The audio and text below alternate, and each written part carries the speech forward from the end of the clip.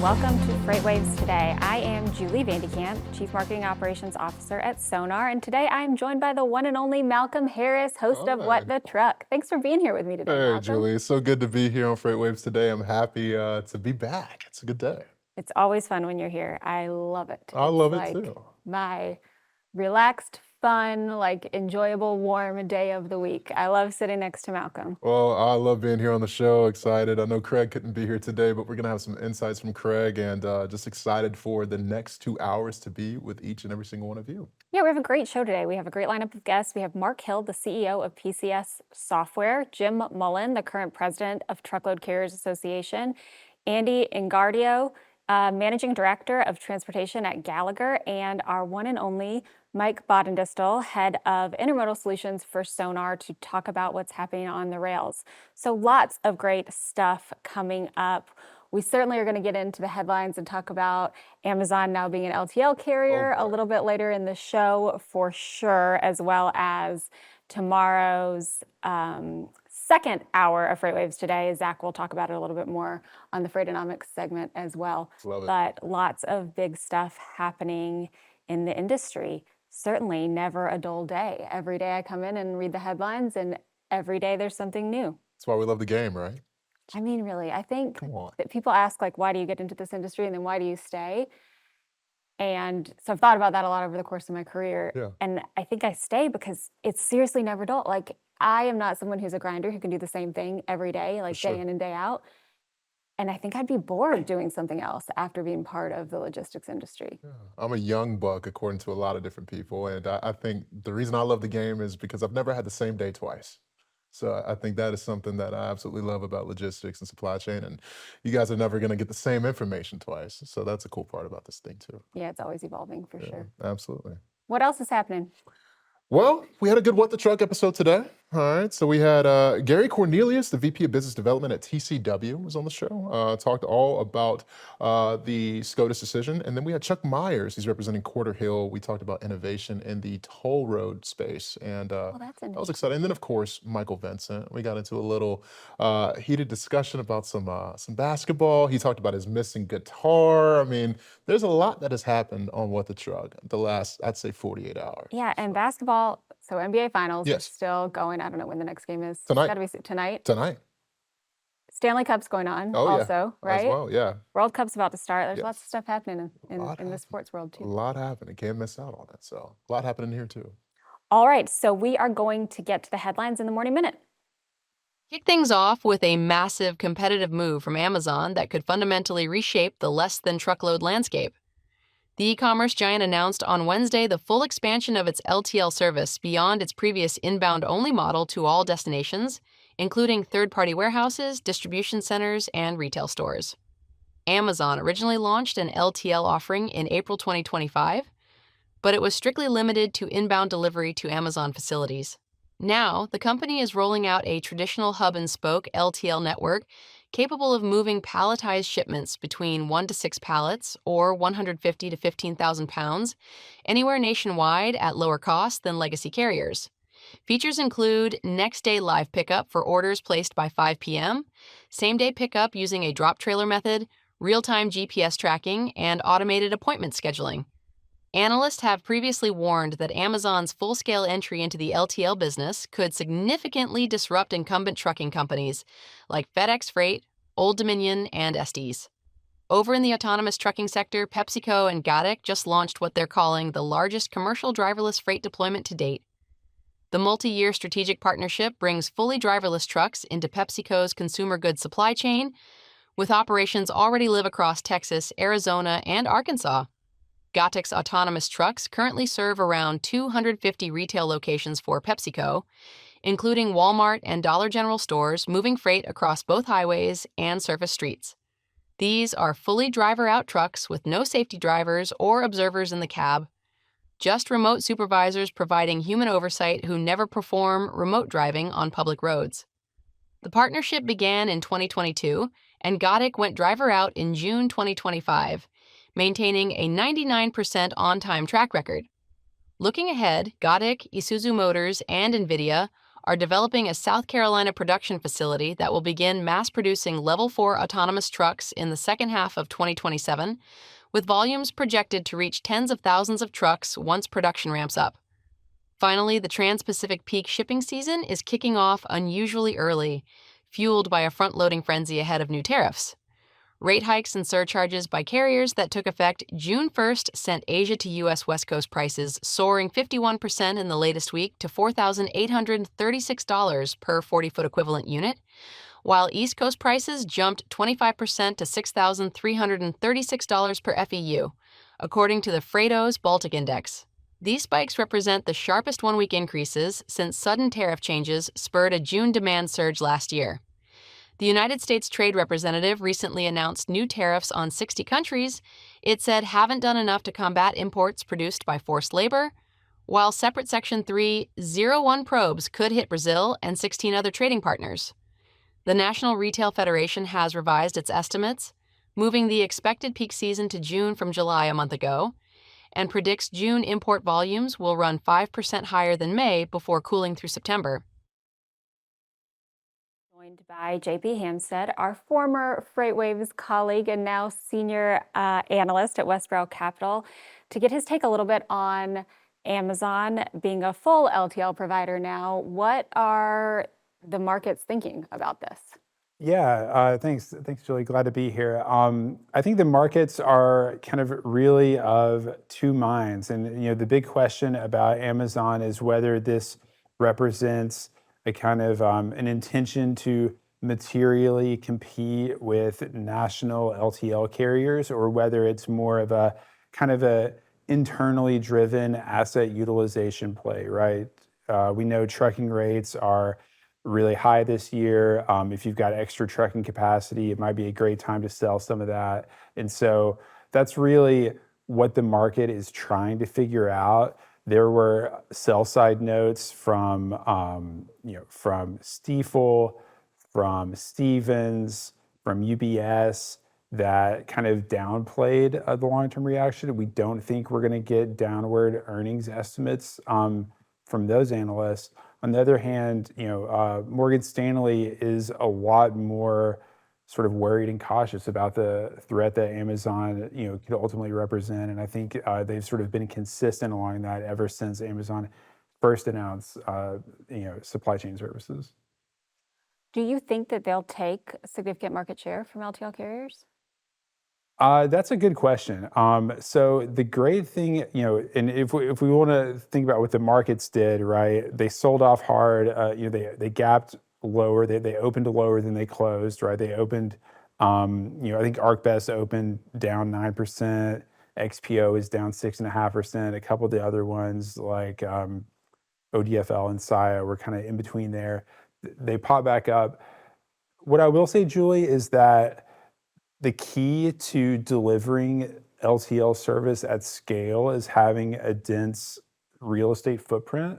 That's something that will be fairly easily tracked, as opposed to kind of a truckload operation that can sort of mutate and migrate, wherever the demand is. Right now, according to most analysts' reckoning, Amazon has about 28 dedicated LTL cross docks, which is about 10% the number of a strong national carrier. So we don't see that as like a really, material threat to someone like Old Dominion. But that number could grow. I'll note that they didn't participate in the auction of Yellow's real estate assets at the end of 2023. So, if they do try to get into this market, and I'll say, they've got density, it looks like, in LA, in Chicago, and in the Northeast, but still, even in LA, not as many service centers as Old Dominion, right? And so if they want to try to acquire more real estate in the key freight markets, it's going to be expensive, and they've already missed what a lot of people thought was a generational opportunity to do so. So I'm so glad you brought that up, because that was sort of one of the questions I have that I actually asked this morning that I didn't have an answer to yet. You said they have 29 cross docks. Yeah. We don't know if they would likely convert any of their current real estate to be part of this hub and spoke network that they're building out. Yeah, I mean, they've got lots of buildings at various levels of utilization, everything from small sort of forward fulfillment centers, kind of at the tip of their network, to larger sortation and distribution facilities. But none of those really have that. Like with the cross dock, these are sort of like long buildings with incoming freight all hitting one side, outgoing freight on the other side, and the magic happens in the middle when you're deconsolidating and then reconsolidating and building out those loads. The real estate that they do have isn't suited to those kinds of operations. Now, I'm not saying that they can't build some sort of process to deal with that, but looking at from the outside in, it doesn't seem like those are optimized for that. Yeah, we don't know how many dock doors they have currently, and then to your point, if they have land holdings, it'd be easy to throw up cross docks at or not. Right. But it certainly is interesting to think about them truly migrating from only inbound LTL deliveries to building out a full LTL operating, full hub and spoke network, something that we're going to watch. You mentioned the LTL stocks were down a bit. I haven't checked this morning, but I assume over the road trucking company stocks continued to rise. So is there a gap there that's widening just in the short term? You think this is a short term blip with the news? I think it's a short-term blip. They retraced a lot. So I mentioned that ArcBest was down 9% on the open. Last I checked, it was only down 3%. Saya was down 7.6% of the open. Now it's down about 3%. So a lot of that sort of downward movement retraced very quickly. I think it's going to be wait and see. People are going to, I think, watch Amazon's real estate really closely, and then the other thing to do is really just channel checks with the private companies, especially, who are able to comment on this more openly. So you think of someone like Essie's Express, right? I know, we got to get back with web. If they start talking about seeing Amazon in their bids, if they talk about competing against them on power lanes for them, that I think would move markets. I guess I have a question. Just is this in totality? We were talking about it on What the Truck this morning. Is this going to be a true full service LTL type of operation, versus like the actual drop trailer aspect with it too? How does that break down? From what I understand, they have drop trailers. They're letting and I think a lot of that is sort of just the speed of loading and unloading in different places and not having to say like, dig all the way to the front of a trailer to get certain pallets off. But from what I understand, they're now the old model was, we will pick up your pallets, we'll ingest them into the Amazon network. And now they're saying, we're going to deliver these to any points that you want. Right. And so to me, that's full service LTL. They still have like a coverage network map. It's not, I don't think it's truly any destination. But yeah, no, I think that's what they're offering. Okay. Yeah, I think that's my understanding too, Yeah. which is a big change. It is a big change. And, they've gotten into different logistics businesses at different times. They're going to run into the same sort of quandary or dilemma about, what sort of balance or priority, how do you triage between, third-party freight and in Amazon's own freight? How do they sort of allocate assets properly, and swing those back and forth? I know it was really difficult for them to, they first announced getting into like freight brokerage and digital freight brokerage in I think 2019, and they found out very quickly that it was kind of hard for them to bring in third-party freight, third-party origins, third-party destinations. They had a network that was very efficient and optimized, but rigid. And that didn't mesh well. So it's going to be a balancing act for Amazon. And to the extent that they just want to, get revenue on their containers, they want to utilize their carriers, they want to keep their carriers in business. I don't know how ambitious this is actually going to turn out to be. Yeah, most definitely. It'll certainly be interesting to watch. If you had to boil it down to sort of one key takeaway for everyone? I know you started by saying there's sort of two schools of thought on this and what the impact will be. How would you boil it down? How would I boil it down? Summarize what we've talked about. Yeah, I think in the short term, not a big impact. They simply don't have the infrastructure to compete for very large national accounts in the way that the leaders of the industry do. But Amazon has, kind of an endless balance sheet. They can devote however many resources they want, and we don't really know what their calculus is at this point and what they're trying to get out of this. So I would say it's certainly a risk, but the damage isn't here yet, and we don't think that the largest LTL carriers are going to make less money because of this, at least yet. I think that makes a ton of sense. So the other headlines that we didn't touch on, June peak season feels like imports, particularly to the West Coast, coming from China and potentially into the East Coast, are surging a bit early with some pull ahead. Generally, we'd see that peak more in July, but rates were up, I think, more than 50% into the West Coast and 25% into the East Coast. So that'll be interesting to watch as people pull ahead, preparing for new tariffs that are being rolled out, and then autonomous trucking with Pepsi and Gatik. And I think that was pretty fascinating. Maybe we'll get into it a little bit later or on a different day. But to think about them making fully driverless deliveries, not just on highways, but they mentioned on service streets too. So Insane. The world is changing. Insane. JP, thanks so much for chatting through this with us and giving us a little bit more insight into the markets and what's happening with Amazon. Next, we are going to be joined by Mark Hill, the CEO of PCS Software. Hi, Mark. Thank you for being here. Hey, thanks for having me. So tell us a little bit about PCS Software. You guys have been in the transportation management space for quite a while. How is your platform evolving, and what do you guys have going on at PCS Software? Yeah, thanks. PCS has been around for 30 years, but really has now been reborn with the whole new technology wave that's going on out there, with the needs of our customers around the AI technologies and the capabilities. There's just a huge demand out there, and our customers are really pushing us to make sure that we're leading the way in all of this. Our over 1,000 customers utilize our platform for everything from dispatch to their back office full accounting. So we are really the business operating system for our carrier and asset-based broker customers. Mark, what's going on, man? This is Malcolm Harris. If you can see me, I am back. I think we're back in camera.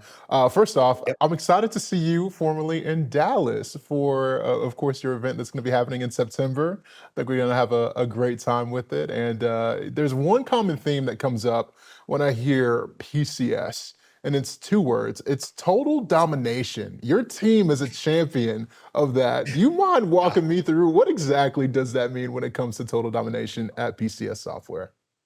Yeah, Malcolm, great to see you too. And we're super excited for our user conference, and you're going to be part of it. And we have a lot of exciting things that we're going to announce in the months leading up to that. So super excited to get you there and have that time together.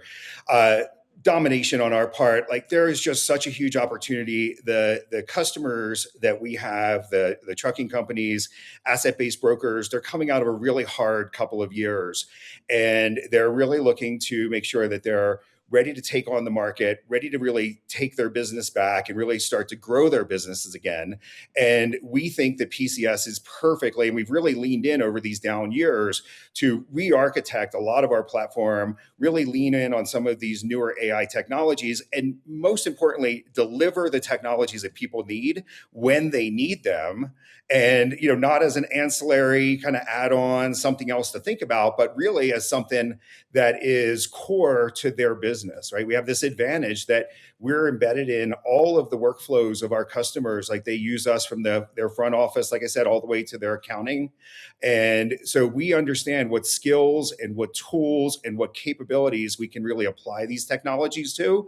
And we're well underway with that. We announced that and won Best in Show at F3 last year for Cortex. The rollout of that has been going just spectacularly. And so we're seeing a lot of demand for that AI-enabled TMS capability where we can really, help these organizations run a better business. Mark, can you give us an example of when Cortex has been implemented and used in sort of the best case, best outcome use case study of a really successful implementation and some examples of the success there? Yeah, Julie, for sure. There's a few things during the last upturn or up market that freight saw. One of the things that we observed amongst our customers was they just got too busy to make great decisions, right? There's too much data, there's too much demand, right? Which is a totally different story than a year ago, but that's how life is in a cyclical market. So what we hear from our customers is help us surface better decisions more quickly to us. And what that really means is those customers that can find profit points embedded in their operations, then they really benefit from the upmarket more readily, right? And so we're in that position to do that. So a couple of great examples.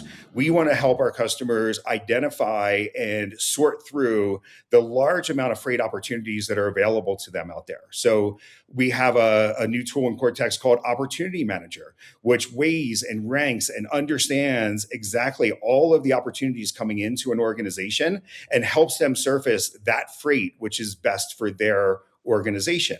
And there's a big distinction, right? It's really easy to do with rules and say, hey, if this, then that. But what AI really delivers to us is an ability to make decisions on changing circumstances. Where are your assets? What are the availability of your assets? What does the totality of the market look like? So we're now able to really help surface those things for customers so that they can start to make better decisions on the freight that they choose. That allows them to be more profitable. That allows them to have better asset utilization, really, and even go so far as take better care of their drivers by, kind of factoring all of that into how they select and choose which freight they're going to run.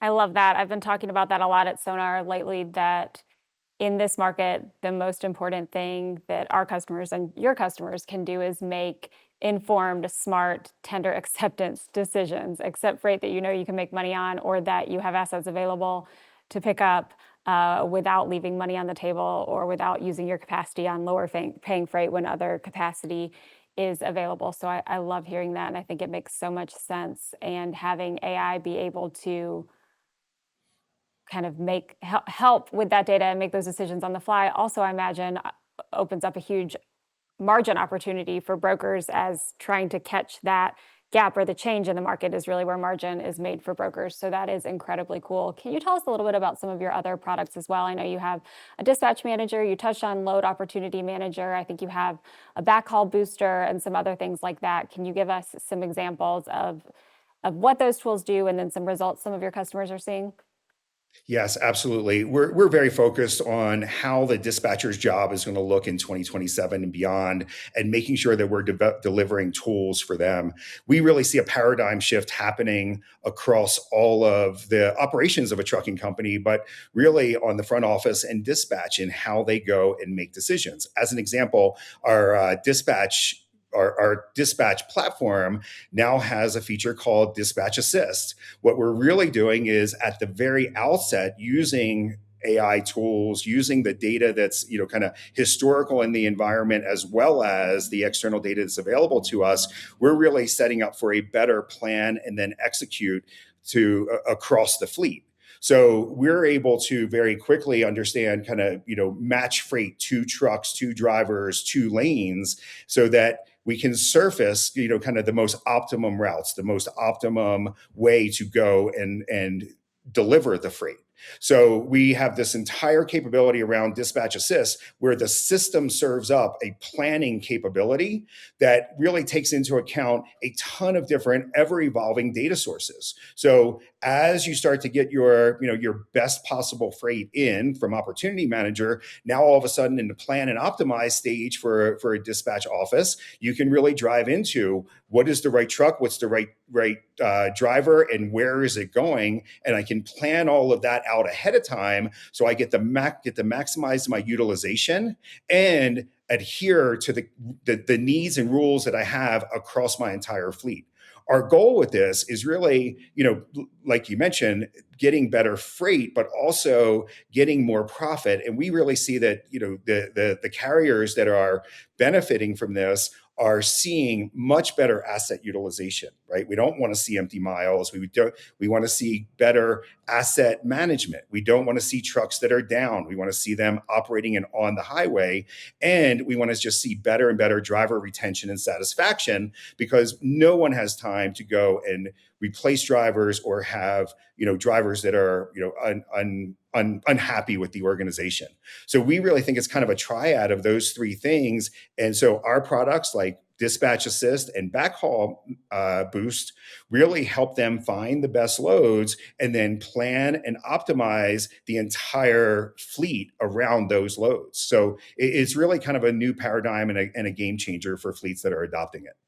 Yeah, you've made some really amazing points. You're making me wish that when I was in trucking operations, we had something like this. And you mentioned, I also think the driver retention thing is incredibly important and huge that you brought up. So in the current environment, as markets have gotten tighter, certainly retaining drivers and recruiting drivers is going to continue to be tougher and tougher. And having really good utilization, keeping them loaded and moving so they're getting paid is the best way to do that. And so I love that you touched on all of those points. But speaking of the tight market, what are you seeing as far as market conditions, and what do you anticipate? Yeah, so we do get the benefit of a broad customer base. Our customers are in a lot of different geographies, as well as a lot of different segments of the market. So I get a good broad base of it.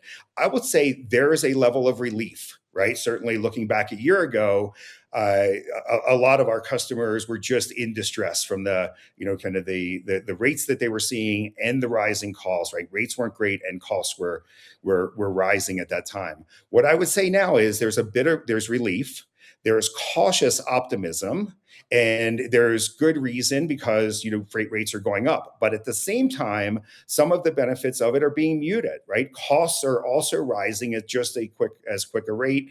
There was some releases around inflation rates, pretty high inflation rates released today. And what we see in reality is between fuel, just all ancillary expenses, insurance, our customers are really feeling that pinch, that profit pinch. So, we're optimistic. These rates will continue to be strong through the rest of the year. Our customers are optimistic they will, but we're doing everything we can to help our customers run a better business so that they can really kind of hold off these rising costs, right? There's not a lot to do on that side of the equation for our customers, but we're certainly working with them to manage it as best they can. Now, Mark, you said that the fleets that are currently in the market, the ones that will be successful and survive, are going to create new margin and not just move more freight. Now, my question for you is, what does this look like in actual practice? Yeah. So, we think about it in those three areas, right? It's asset utilization, asset management, and driver retention and satisfaction, right? Those are three big drivers. Asset utilization, you have to keep the trucks moving, you have to keep them full, and you have to keep them billable. So the more we can do to find the right freight at the right rate and a kind of full amount of it. So that's the front haul, the back haul, making sure that we're filling in any gaps that we possibly can, right? That's hugely important, right? That you're not driving empty miles, or you're minimizing the empty miles that you're driving. The second part of it is asset management, right? We want to make sure that our customers have an understanding of predictive, of preventative maintenance, that they're ahead on their warranty maintenance. They can use our system for all of those types of things. And any machine that is down, right, in any industry, but certainly in this industry, when a machine's down, it's not generating revenue and it's not generating profit. So that asset management is extremely important.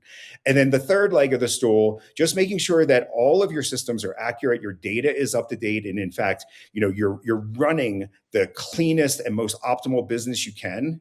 Your drivers feel that, right? And they want to, that leads to their success. You pay them accurately, you pay them timely, you understand that they want to stay busy, but you also understand their work-life balance, and you're able to optimize and utilize the tools in the system to get them home when they need to get home, to make sure that their routes are planned properly, that they have the right place to stay, the right place to fuel, and all those types of things.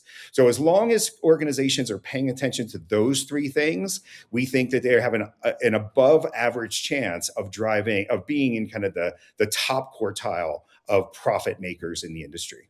Definitely. Now, Mark, this is a long-winded question for me, going a little off cuff here. I mean, like Julie's point earlier, I mean, you guys, best in show, fall 2025 was big for you guys, a lot of innovation from an AI perspective, of course, with the Cortex and other technology systems. Now, my question is, your organization and the personnel specifically, the people running the show, from Danielle, Jason, everyone, how have you built such an awesome team and kept people at the center while also just having technology throughout everyday processes at BCS?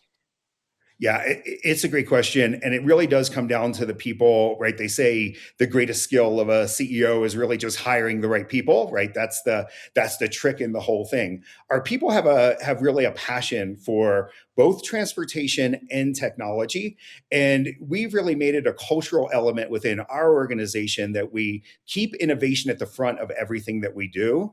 And we make sure that our leaders understand it's okay to fail. We would rather try and fail than not try at all. The other side of it is we really try to stay connected with our community. You mentioned Jason. We spend a lot of energy on making sure the community of customers and partners is healthy and thriving, and that we're doing everything that we can to support them. And we really think there's an additional benefit outside of software, outside of technology, in just building this environment where, in fact, there can be collaboration across trucking companies, across our customers, and across our partners. So part of our thesis is get our people involved in the industry, listen to the industry and listen to the customers, and then do what we do best, which is take that technology and make that the crossroad of those things.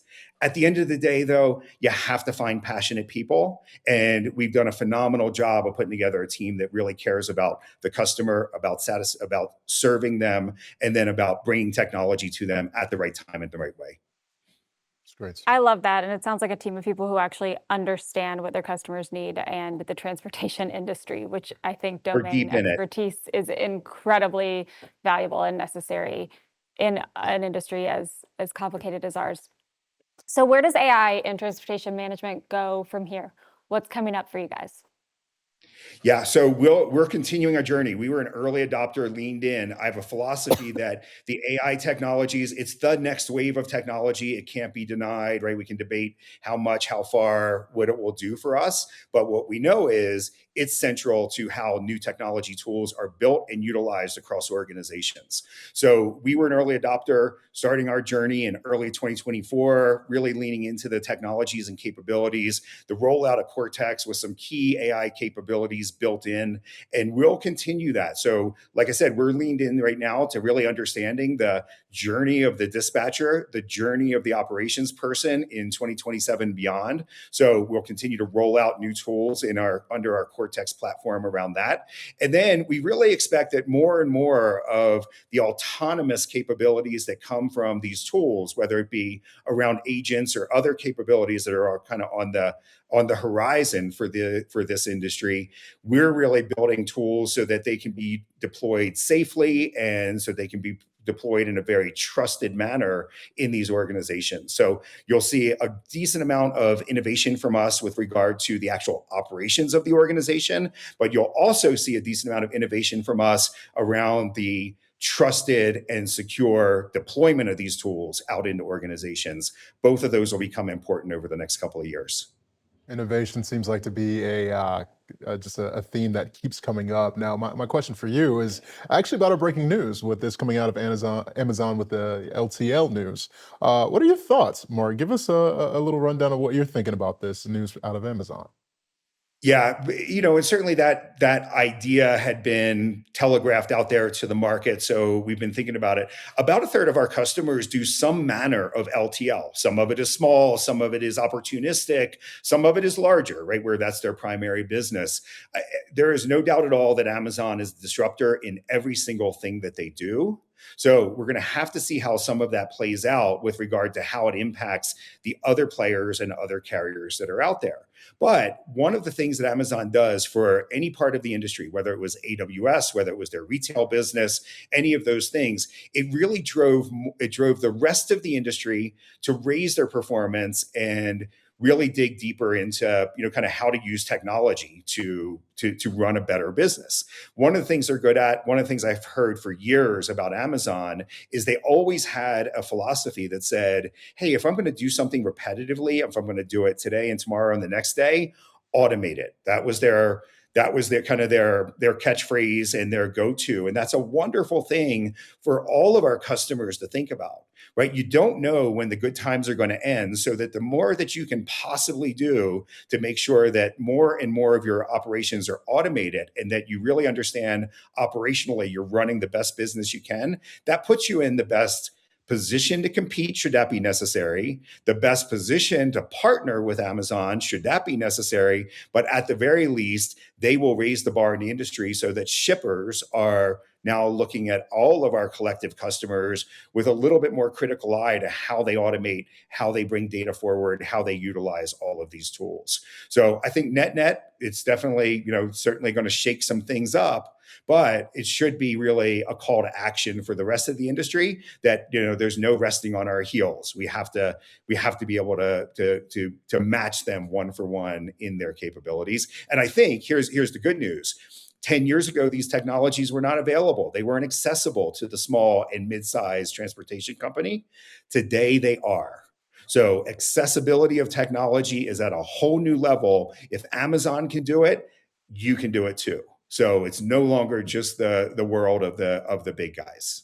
I love it. If Amazon can do it, you can do it too. Again, Mark Hill, CEO of PCS Software. Mark, thank you for such an awesome conversation. Truly excited to see you in September in Dallas. And Yes. Thank you so much just for being here, and show some love to the team from me and the rest of us here at FreightWaves.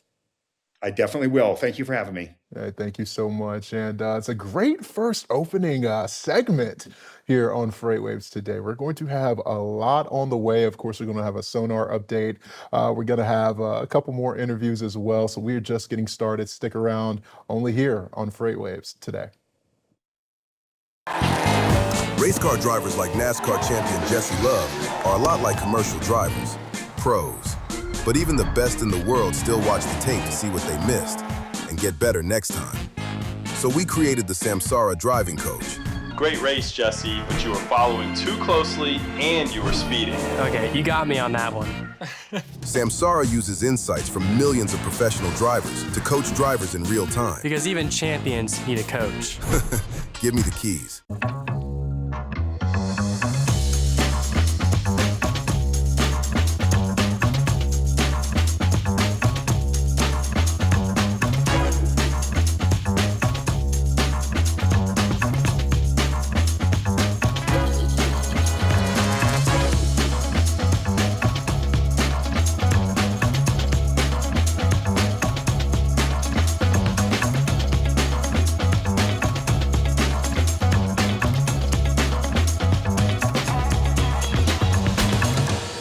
What's the masterclass all about? Well, here's what I'm going to tell you. If you're a driver, you're an owner-operator, you're a fleet owner, whether you're in compliance services, dispatcher, no matter what it is, masterclass is for you. Every 2 weeks, you're going to sit down with me and we're going to go over certain business topics that are related specifically to your small trucking company operations. We're going to help you with everything from compliance to how to negotiate better on the spot board, how to find direct freight, and everything in between. This is the reason why you don't want to miss out on Masterclass. It's about an hour to an hour and a half, and then on top of that, you'll have the library to you so that way you can always research and reflect back onto it. Don't miss out this opportunity. This is built specifically for you. I'm excited and I hope to see you in class.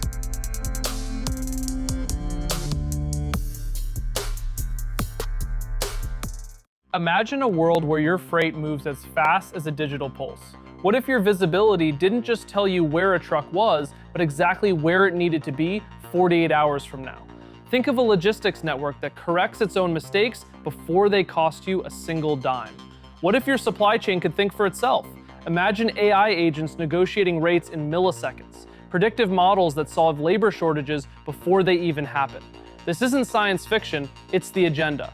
On July 15th at the historic Old Post Office in Chicago, FreightWaves presents the Supply Chain AI Symposium. We are defining in real time how AI is embedded into every mile, every warehouse, and every handshake. Because in 2026, the future isn't just coming, it's already negotiating. The FreightWaves Supply Chain AI Symposium. Secure your spot now. All right, welcome back. That was a great interview. And from here, we are going to get Craig's take a little bit on the Amazon LTL announcement and a little bit of news. Hey, from Houston, Texas. I am connecting through the airport to a flight that's going to take me to Aspen, Colorado. I'll be back in the studio on Friday, just as a one-day thing. When we look at the freight market, tender rejections continue to hover well above 17%. That's incredibly tight. We heard yesterday from RXO that the Roadcheck week was the third fastest increase in spot rates in their entire history and their data. It tells you how robust it is. Spot rates are, if you look at the 7-day average, about 373. Again, it's a very tight market. There's no sign that it's loosening or will loosen. This is obviously June is the busiest month of the year, so you can expect that conditions will continue to stay pretty robust. One of the more interesting news stories today is that Amazon is rolling out its point-to-point LTL service. It's an expansion of Amazon's efforts in their transportation to really own their own transportation network and frankly, to compete with the other transportation providers. They've been in the parcel business for some time. They've had other types of truckload offerings. The Freight.Amazon have been out there for some time. They rolled out supply chain services just this past year. And now what we're looking at is this expansion in the LTL business, the point-to-point LTL business. Now, this is a little different than what they've done in the past. They've had inbound LTL services they've offered to their customers. This is actually expanding really to point-to-point LTL, which means it effectively is competing against Old Dominion, FedEx Freight, XPO, et cetera. And that's probably where we'll see the impact. I think this will actually be a net positive for tightening capacity conditions. It means that some of the drivers that would be out in the market, some of the OTR drivers, are going to be pulled into Amazon's network. LTL, again, is a fixed network. But one of the, I think, features of Amazon's network is it relies upon independent contractors versus the traditional LTL guys that operate with employee drivers. That's a different model. And therefore, what will likely happen is they'll be pulling those drivers out of OTR and drivers that would be owner-operators in the OTR market will be pulled out. So I think that will actually take some capacity out of the market. We could see an additional just tightness. Does it add capacity to LTL? Yeah, perhaps, and it will potentially take some freight away from some of the other LTL providers. But LTL is coming back. We talked about the fact that the LTL providers are raising rates. It's probably one of the reasons and a catalyst for Amazon to roll this out now is that they feel that the market is sufficient healthy enough to do that. But it's also a sign that they build out the maturity of their network and not enabling them to actually go out and offer the service. But I do think it does mean tighter freight capacity because there'd just be less available over the road capacity out in the market.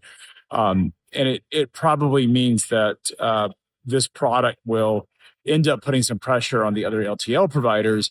But remember, LTL providers are typically employee drivers, long tenured drivers. So I think it has more impact to the capacity in the OTR segment. Maybe it opens up capacity in LTL from the fact that just less volumes going over their networks. But again, I think it's more of an interesting development if you're in LTL versus truckload and a sign of the times. All right, that was fascinating, Malcolm. I love thinking about how we'll continue to monitor and see if it does take create capacity for the LTL market, and if it takes drivers from OTR, and what Sure. happens with driver availability. But with that, we are going to have a quick break, hear from one of our sponsors, and be back with Jim Mullen, the president of TCA. It's National Safety Month, which makes this a great time to ask how your fleet can prevent more accidents. Samsara AI detects risks in real time, giving teams more visibility into what's happening on the road and more context to coach drivers before risky moments become incidents. Fleets using Samsara Complete AI Safety Solution have reduced crash rates by nearly 75%. See the data behind the results in the Samsara Safety Report at samsara.com/freightwaves. Race car drivers like NASCAR champion Jesse Love are a lot like commercial drivers, pros. But even the best in the world still watch the tape to see what they missed and get better next time. So we created the Samsara Driving Coach. Great race, Jesse, but you were following too closely and you were speeding. Okay, you got me on that one. Samsara uses insights from millions of professional drivers to coach drivers in real time. Because even champions need a coach. Give me the keys.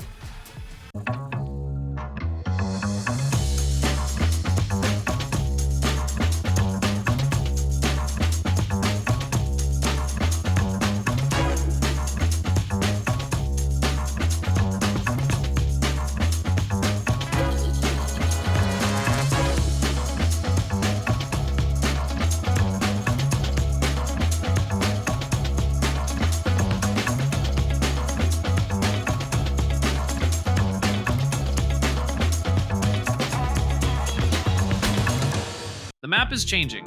As global uncertainties rise, the future of the supply chain is moving closer to home. Welcome to the new coast-to-coast North American network. Driven by massive reshoring trends and next-gen industrial innovation, optimized by AI workflows that build unshakable operational resilience, and locked down by proactive security against evolving freight fraud. Are you ready to navigate the shift? Join the industry's top minds to build the future. The FreightWaves Domestic Supply Chain Summit, streaming live June 17th. Register for free at live.freightwaves.com.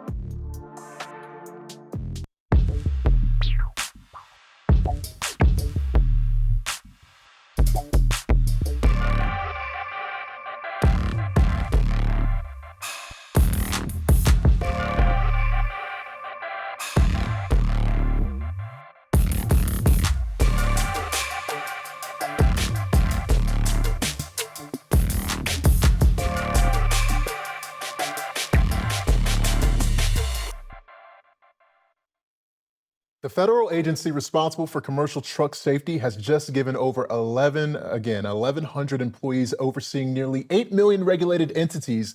And the Truckload Carriers Association says that the math is putting lives at risk. This week, they released a white paper calling on Congress to fix it. Jim Mullen is the TCA president, a former FMCSA acting administrator, as well as a former executive vice president and general counsel at Werner Enterprises. Jim, welcome to FreightWaves today.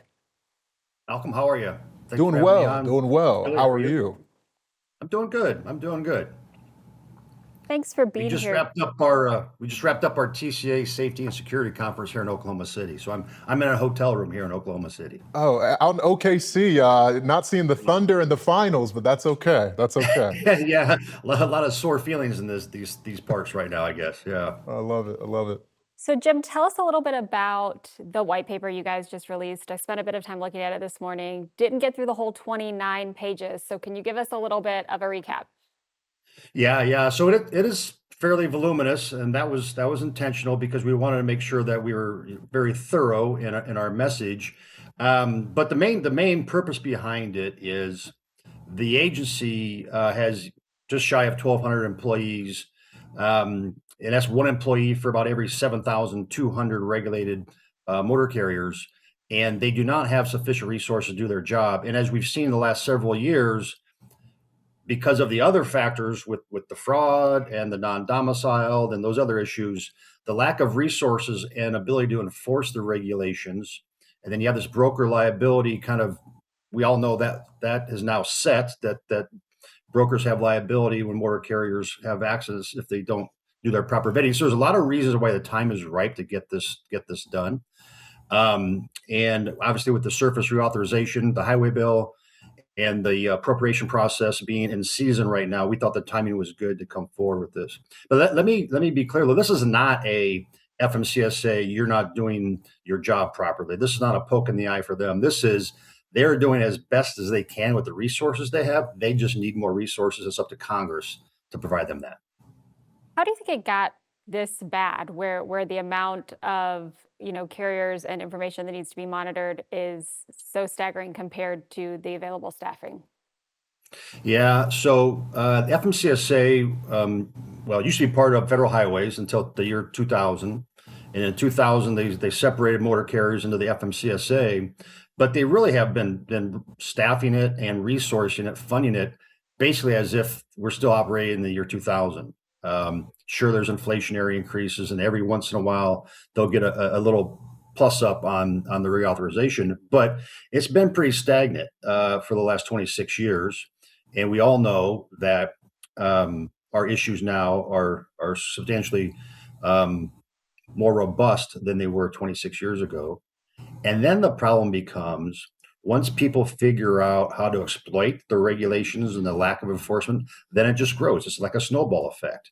So as folks started to game the system and made money gaming the system, more people started gaming the system. And now we're in a spot where, it's caused, a rate trough. It's caused unsafe behaviors on the roadway.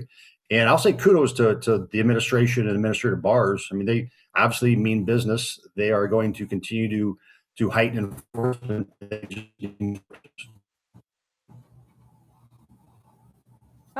I believe we still have Jim. Jim, can you hear us okay? Sorry. I can hear you, yes. Perfect, Yep, perfect. We can hear you as well. Okay, sorry. Hey, hotel internet is tough. It's all good. We're going to get some of that Gig City Chattanooga Wi-Fi to you in OKC. I want to ask and build on this point and really put it into perspective for our listeners, because large truck crashes killed approximately 6,000 people and injured 160,000 in 2022. With that, how much of this is directly tied to the oversight gap? I would say a fair amount of it. Historically, it had been hovering around 5,000. I hate to use the word hovering, we're talking about lives, but just the data suggests that it was around 5,000 for years. Then you saw a spike. And by the way, we used that year, 2022, because that's the last year of finalized data. The unofficial data shows improvement, so it is coming down. That's the good news. But it absolutely has a correlation between lack of enforcement and unsafe behaviors on the road. And then when you started bringing in these foreign actors, I'll say this, they are very talented, right? They are good, bad actors. They've verticalized their business route. So they have the schools, they have the ELDs. We all seen how they change ELDs roadside during an inspection, and then bringing in the foreign drivers. So all of that system really was kind of like the perfect storm for where we ended up. And again, we're seeing some improvement in those fatalities and accidents.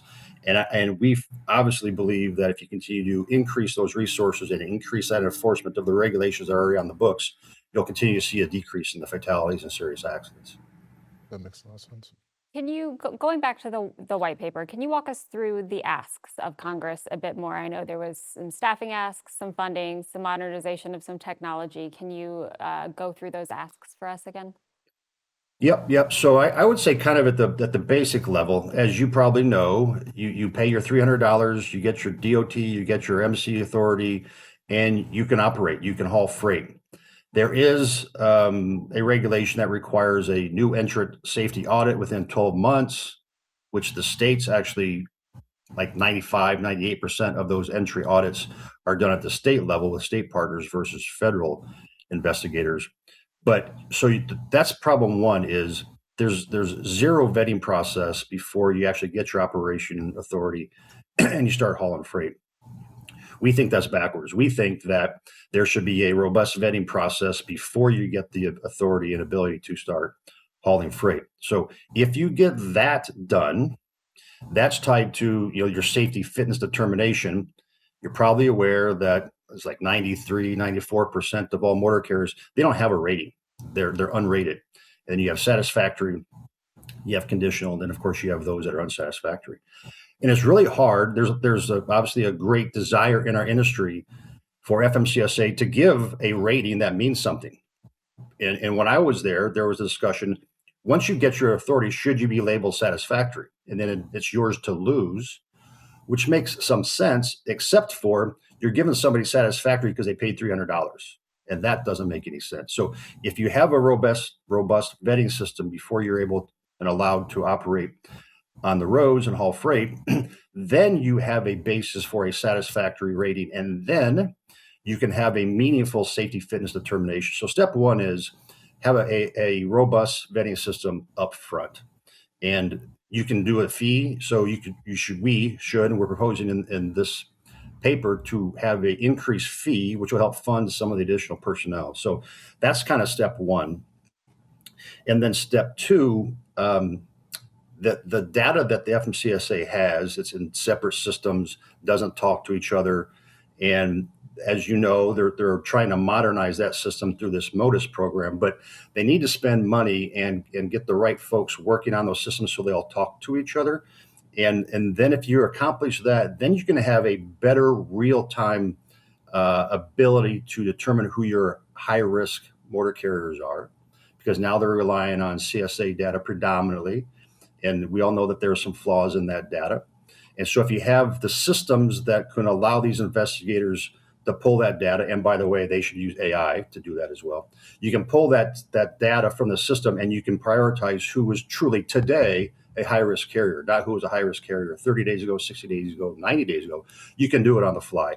So those really are two of the most important aspects of this thought paper. There are several more, but up front, it's the ability to make sure that folks that are operating authority, it's more than just $300 in the truck.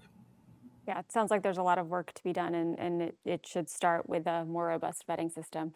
So you brought For it up. sure. What is your take on the new MODIS registration system and its rollout and some of the issues that have certainly been discussed? Yeah, that's really unfortunate. I guess is the first word that comes to my mind is because it's necessary. It's had to be done for a while, and like a lot of things IT related, the longer you put it off, the more problematic it becomes. And I think that's true with this. And they use outside resources. I mean, there's nobody in the FMCSA that's writing code, by the way. So that they use outside vendors for all of this stuff. I think probably they got a little ahead of themselves on rolling it out. I'm not sure they had worked out all the kinks yet. Well, apparently they didn't. And I do know for a fact that unfortunately during the rollout, some of these other legacy systems that are not yet part of the consolidation, they had issues at the same time. So not only do you have the transition problems, you had some of the legacy problems, and it was again another perfect storm. But we at the TCA, we're kind of preaching patience because this is good for the industry. It's unfortunate that they're having the problems. I did talk to the administrator on it was Monday or Tuesday. They were in the office all over the weekend and trying to get this stuff fixed, and it's causing them a lot of angst. I mean, they realize what pain this is causing. I've talked to some carriers that through no fault of their own, their authority, was taken away, and now they can't get it back, and they can't haul freight. So it's a problem, and it's unfortunate. But we're hey, just be patient, because in the long run, this is going to be better for our industry. Yeah, I agree with all of those sentiments. So we talked a little bit about better vetting and the CDL process as well, but I read that you're also calling for better crash causation data. Can you speak a little bit more about that as well? Yeah. Well, first off, the agency hasn't done a meaningful study on crash causation. So I came from the industry and ran a safety department of about 10,000 drivers, right? And we knew exactly what was causing accidents. But when I went to FMCSA, they don't have that information. They don't know what's going on. Well, I should say they don't know what's going on the road, but they don't have the same data that the motor carriers have. And they can't just ask for that. There's rules against that sort of thing. But they do need to have a very serious crash causation study done so they know where to apply the medicine. But when I was there, I think they were talking about $30 million for a crash causation study, which I thought, well, that's what my next gig is going to be. I'm going to go into crash causation. You need to do better because the investigators, sometimes, you get overwhelmed with what's out there and some of it's meaningful and some of it's not on the data. And crash causation study will be very helpful for that. A couple other items that are in that position paper we haven't talked about yet is, the self-certification of the ELDs, the schools, that needs to be changed. And the Ministry of Ours has said they're going to change that. And I expect some rulemaking to come out on that. Just a little bit of background on that, because I was there, the ELD requirement was already done. It hadn't been implemented yet, but the rule itself had already been finalized. And the reason why they went to self-certifications, they kind of borrowed from NHTSA's self-certification for OEMs on trucks, vehicles. And I think they thought that you would have the same diligent actors in this industry that you have, in the OEM and the manufacturer's industry. And obviously it hasn't turned out that way. So in hindsight, it sure seems like that was a really boneheaded move, and maybe it was, but that's why they did what they did. So I know the administration is looking to change that. Obviously in the schools, we've seen that they shut down like 4,500 schools already that don't have proper compliance. So those things are really important too. So not only the vetting of the motor carriers before they get authority, but obviously make sure that you have properly and well-trained drivers out there on the roadway. And lastly, the oversight of the states and the granting of their CDLs, the credentialing, that needs to have greater oversight, and our paper calls for greater oversight at the federal level, not to take over the credentialing, the CDL process, but just greater oversight, because they give away about $550 million to the states, and part of that money is to go towards the CDL credentialing, and they need to have more oversight of all that money that goes out the door.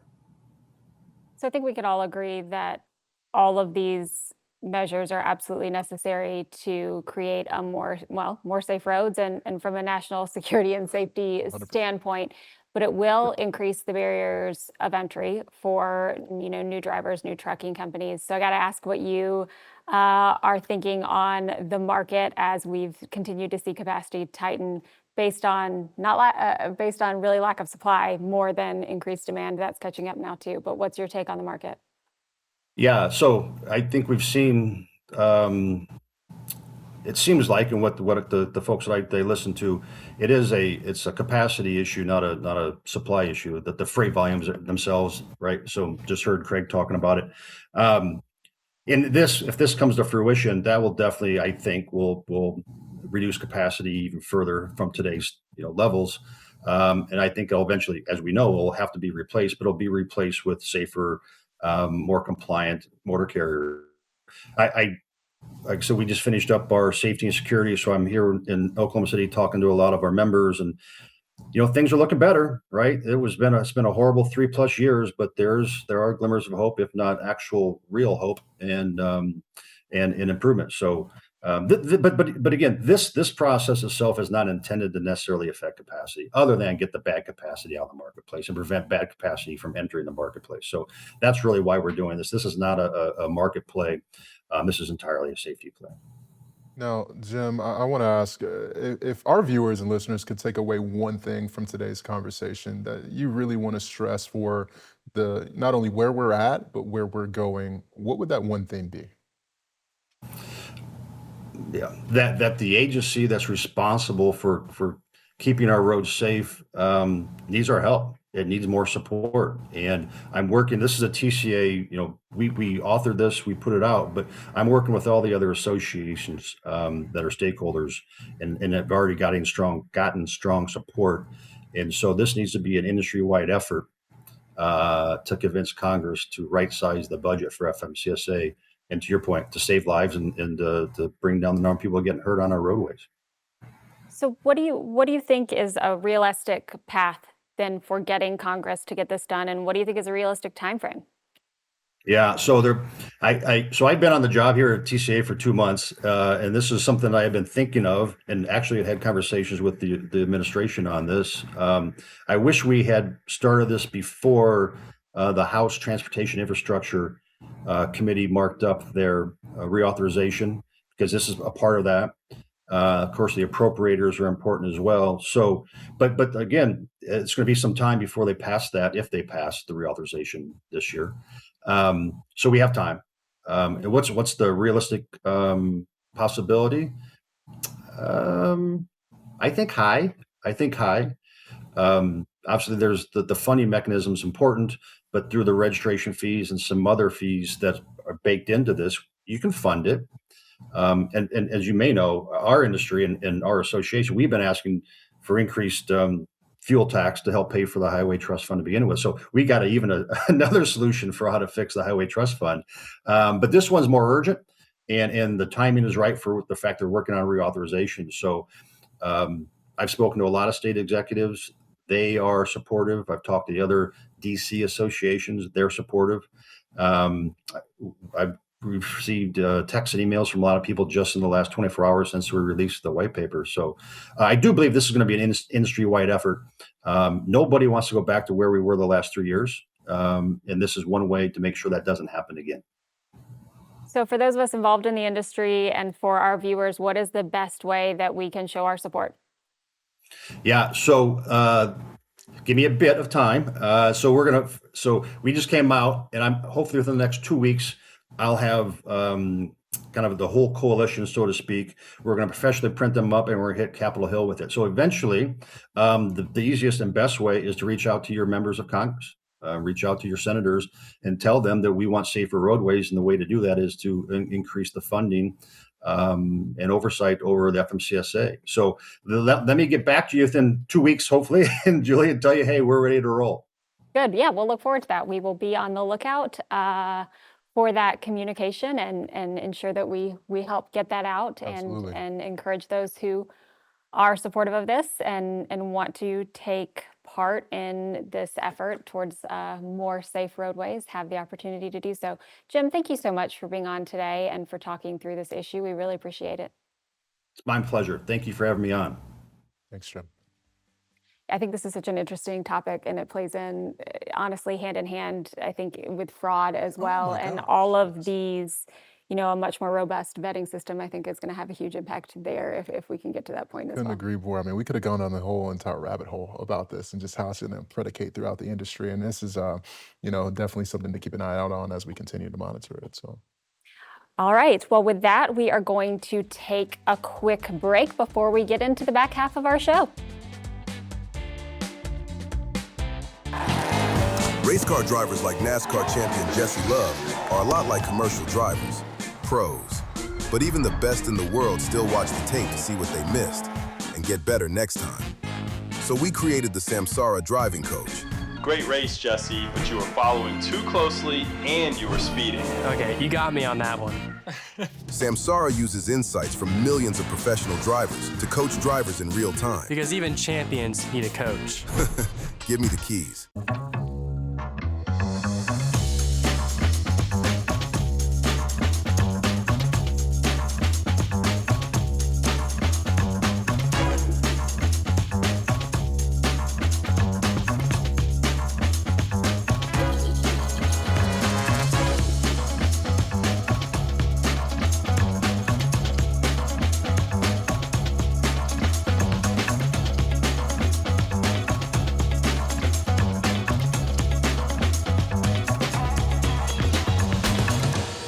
What's the masterclass all about? Well, here's what I'm going to tell you. If you're a driver, you're an owner-operator, you're a fleet owner, whether you're in compliance services, dispatcher, no matter what it is, masterclass is for you.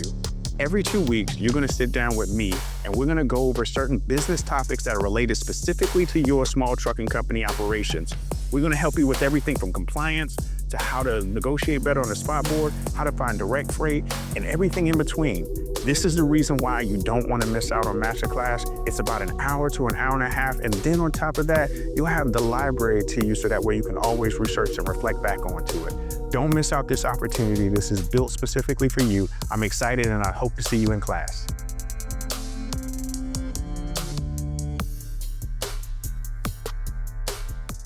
Imagine a world where your freight moves as fast as a digital pulse. What if your visibility didn't just tell you where a truck was, but exactly where it needed to be 48 hours from now? Think of a logistics network that corrects its own mistakes before they cost you a single dime. What if your supply chain could think for itself? Imagine AI agents negotiating rates in milliseconds, predictive models that solve labor shortages before they even happen. This isn't science fiction, it's the agenda. On July 15th at the historic Old Post Office in Chicago, FreightWaves presents the Supply Chain AI Symposium. We are defining in real time how AI is embedded into every mile, every warehouse, and every handshake. Because in 2026, the future isn't just coming, it's already negotiating. The FreightWaves Supply Chain AI Symposium. Secure your spot now.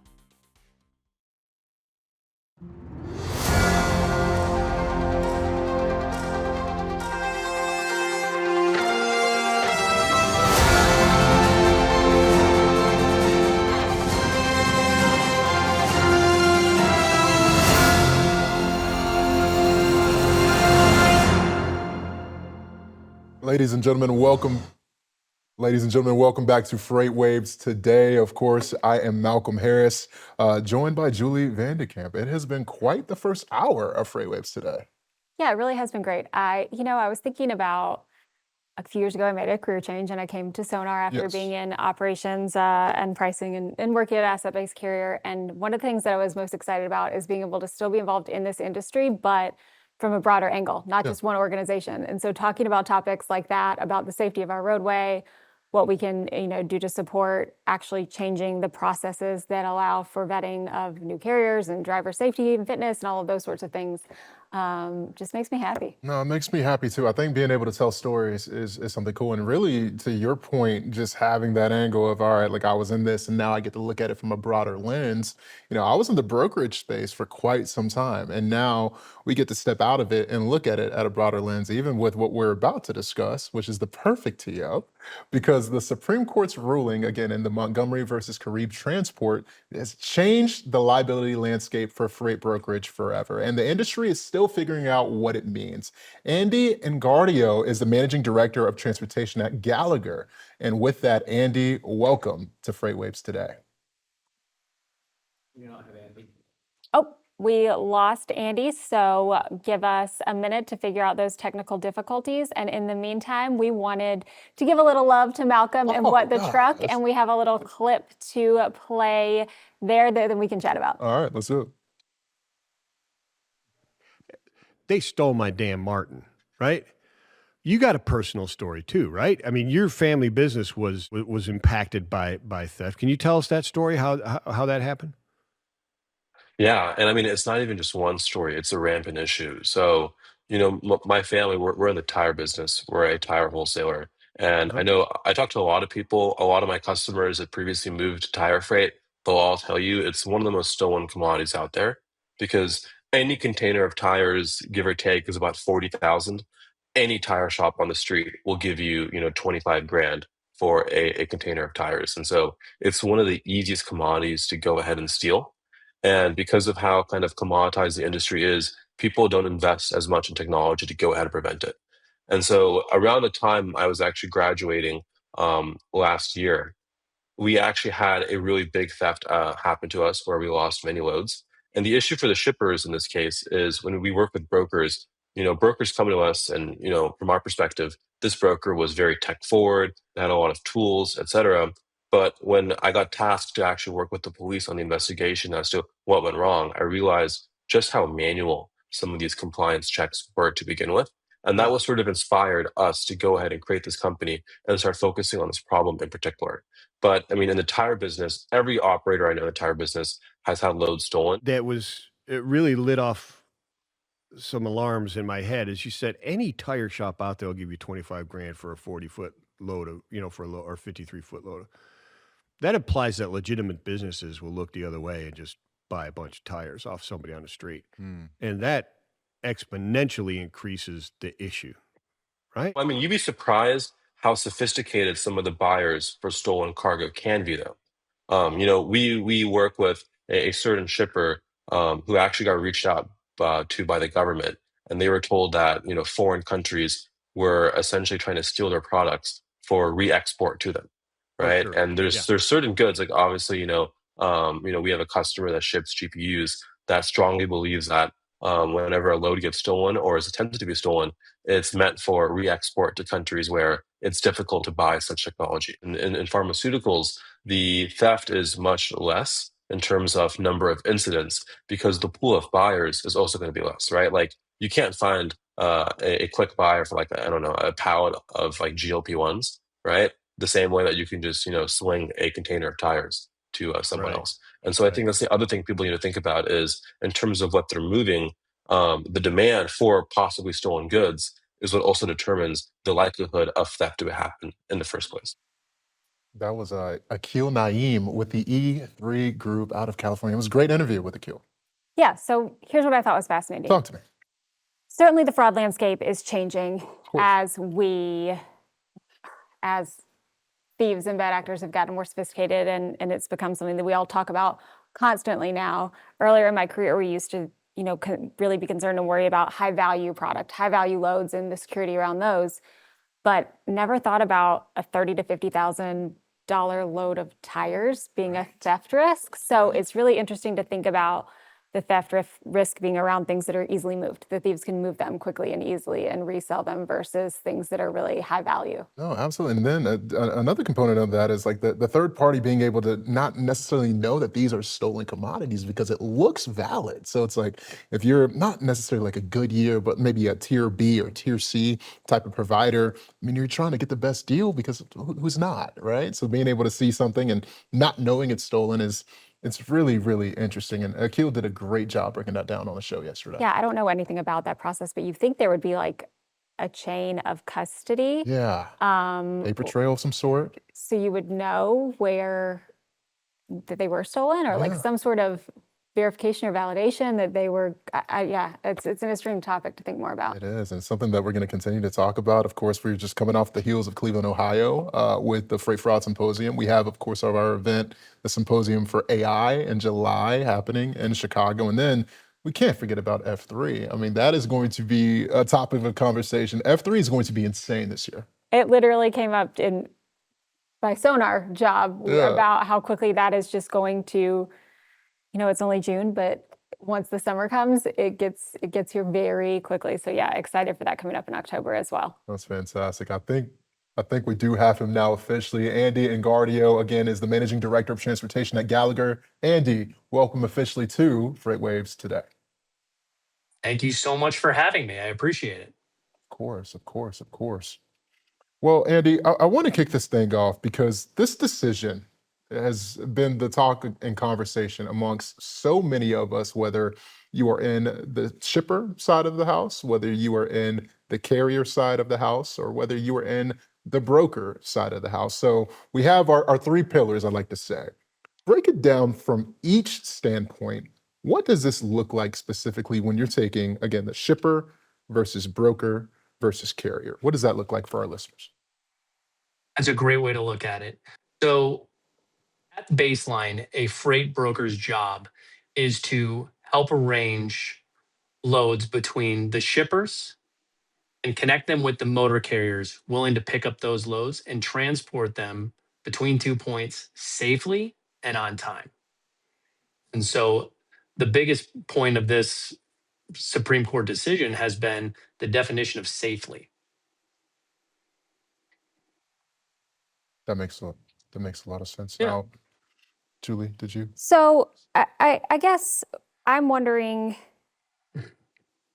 how important is documentation going to be as part of this, right? So we're talking about safely. What does that actually mean? What is the definition of that? What documentation is needed to show that you've done due diligence? So if we look at kind of the safely idea, There are some brokers that felt for a long time safely just meant making sure the cargo got to its final destination in one piece, and making sure that they didn't have any damaged loads and that everything was accepted by the receiver. So the next stage of the question has been, where is the liability on the broker for finding quality motor carriers to transport those loads? And the Supreme Court decision ultimately showed that brokers can be held liable for negligent hiring in the states. So when it comes to kind of the documentation side of it, it's new for the grand conversation. But the brokers that have been in the space long enough and have contingent auto, contingent cargo broker coverages, the insurance companies for a long time have held them to this vetting standard that has not been openly talked about in the industry. So, speaking of insurance, are underwriters already tightening their standards and changing that vetting process and also that level of requirement? Again, most of the insurance companies already servicing freight brokers have had vetting protocols in place.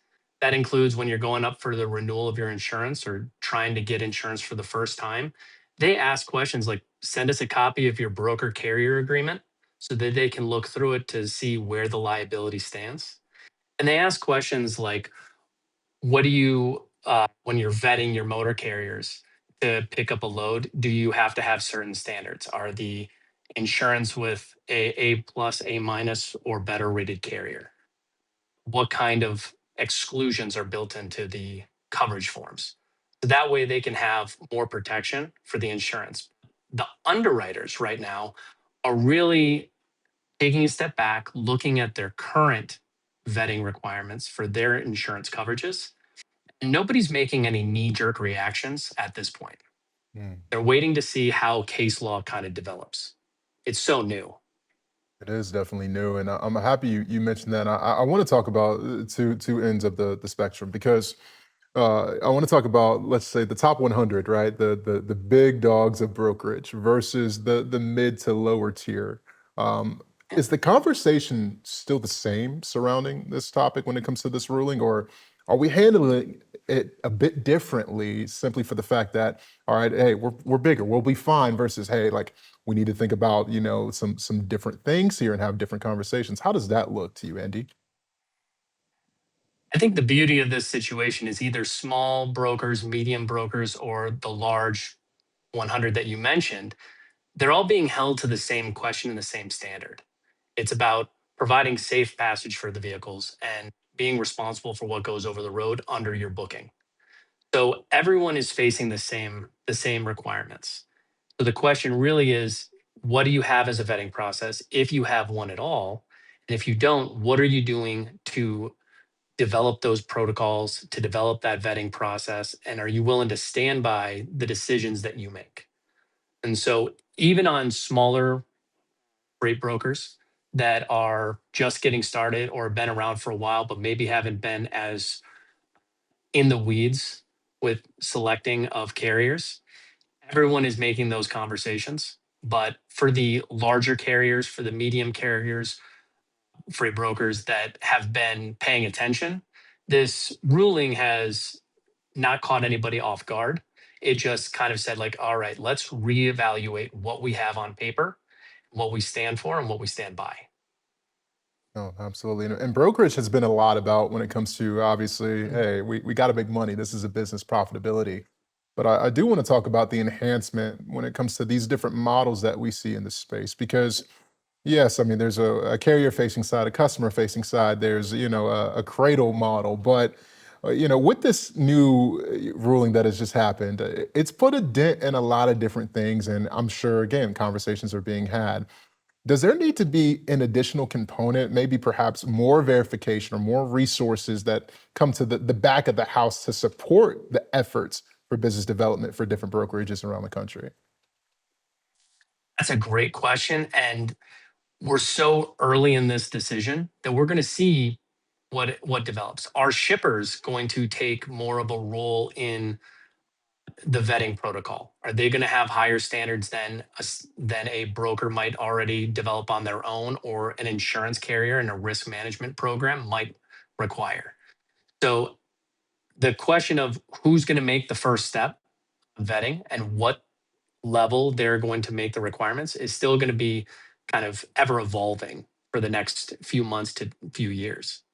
Julie, I agree. I mean, somebody's got to blink first, right?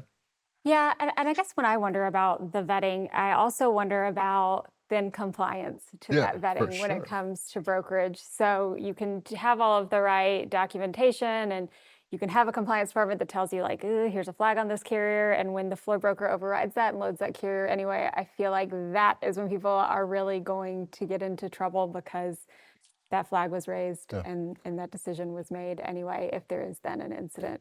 So I think it'll be And interesting to also. I'm sorry, go ahead. that's a no, that's a great point. That you can have a wonderful vetting process. You could have the most defensible vetting process in the world, but if you can override it and you can move on and not accept it, or somebody at a desk underwriting level could say, no, we're going to place this load with this carrier anyway because they happen to be in the area, that's going to be a big problem for freight brokers in the future. So when you develop something in writing, stand by it. When you develop something in writing, stand by it. I Yeah, absolutely I love wonder that. if even incentive plans for brokers are going to have to change, where they're not just based on like margin or service, but also compliance with choosing carriers that have gone through the vetting process and are like it. There's going to have to be some sort of Yeah, element for those floor brokers to absolutely. There's going to have to be. incent them to follow what you've just suggested the process that is in writing, not deviate from it, even if it means paying more. That's a great question and segue to my next question, because let's go to my world in terms of recruiting for a second. When it comes to brokerages, Yeah. you are bringing in people that are 18 to 22 years old. For the majority of these big brokerages, they're very eager to obviously make money, to make commissions, and to do what they were brought in to do. But then also, how do you slow the game down for them to understand, hey, like this is a serious thing. Carrier vetting is serious to the point of, hey, you're not going to be here at this organization because of how serious this is. I mean, is that a training aspect? I mean, how do you double down on that and something that hasn't necessarily been something that's been at the forefront all this time? Definitely should be built into the training for these young kids coming right out of college, first job in a lot of cases. I started in Chicago, and a couple of my friends worked in freight brokerages right away, and they learned a lot on the job. What we're also seeing there is the larger freight brokers that are focused on recruitment, that are focused on bringing in the next generation of brokers. They are setting up training, not just for how to get on the phone, how to arrange freight, how to make a relationship with motor carrier or a shipper. But a piece of that also has to come back to risk assessment, Mm. understanding what the insurance coverages are in place and how that risk is managed. Who's taking the responsibility in every scenario? What is really kind of go back to basics? What is auto liability? What is cargo liability? What is covered? What is not covered?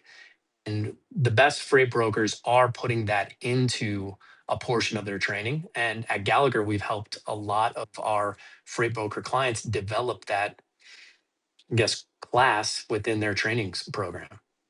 I think it's going to require a real cultural shift Oh, yes. in some brokerage operations, certainly. So to really boil this down, we've talked about a lot of things. Can we summarize what a defensible carrier vetting process looks like now versus what it may have looked like before the ruling? And then I'm going to ask you at the end too for one key takeaway for some brokers who are going through this process and trying to improve. No problem. And I think the hard part is it's so early, we're not going to be able to tell what a perfect defensible program is for vetting. They're going to have to review what comes out of case law and what the courts ultimately decide. The most important aspect is, do you have a process that you can stand behind throughout the course of your career? Are you setting standards? Are you working with a internal vetting program that does not show you carriers with elevated alerts or that have maybe had issues in the past? Are you just taking them out of your program completely? Are you allowing them to stay, but when they clean up, are they able to move forward? The biggest piece that we're kind of seeing is recommending when you have your vetting process, as you make changes, make sure to document when those changes took place and keep the old versions, because you could have a claim that comes up a few years later and your vetting process might have changed, but you're still going to want to know what was the vetting process in place 2 years ago. That way you'll have a way to look back and say, okay, at the time, did the motor carrier we arranged freight with meet the requirements we had on file? And have we evolved since then? And if so, why? That's really good advice. Absolutely. All right, so one additional just key takeaway for a broker who is looking at how to wrap their arms around this, figure out what they need to do right now. So document your vetting process, document how that changes over time. Anything else? I would say get with your leadership team and your risk advising committee to make sure that everyone's on the same page of what is your vetting process in place today and how do you think it needs to evolve in the coming months, to making sure you have a scheduled plan for what are we going to do as this develops. So paying attention to what else is going to be announced. You're right, this has been everywhere. We're going to have to see how all the cards settle, but understanding what programs you have now, what can you go out and get? What software is available to help you with this vetting protocol? And making sure you reach out to your risk team, your insurance providers to find out what offerings they have, because they're doing the exact same thing you are and trying to figure out what the next stage of the freight brokerage world will look like. Really good advice. Thank you so much for being here, Andy, and I'm sure we will talk to you again in the future. Absolutely. Thank you so much. Thanks, Andy. So really good information. I will tell you that never have I had any desire to be part of like a carrier compliance team within a brokerage. No way. I would hate it even more right now, but in some ways you would love it too, because your job just got so much more important. You know, they are now the most beloved, I'd say, in the office from their C-suite. I think that before it used to be, oh, let's go to compliance, and now it's like, you need to go to compliance. You know, people aren't joking about this, and I think it's the worst is yet to come. Meaning, like, we're going to see a lot of this continuation of, all right, liability. All right, let's make sure written documentation. You heard the man, write it down, write it down, write it down. So we'll continue to see how this unfolds over time. All right, so after this, we are going to hear from our sponsor, RXO, and then we're going to take a quick break, and we will be back with Mike Bodendistel to talk on our segment On the Rails about all things happening with intermodal. Race car drivers like NASCAR champion Jesse Love are a lot like commercial drivers, pros. But even the best in the world still watch the tape to see what they missed and get better next time. So we created the Samsara driving coach. Great race, Jesse, but you were following too closely and you were speeding. Okay, you got me on that one. Samsara uses insights from millions of professional drivers to coach drivers in real time. Because even champions need a coach. Give me the keys.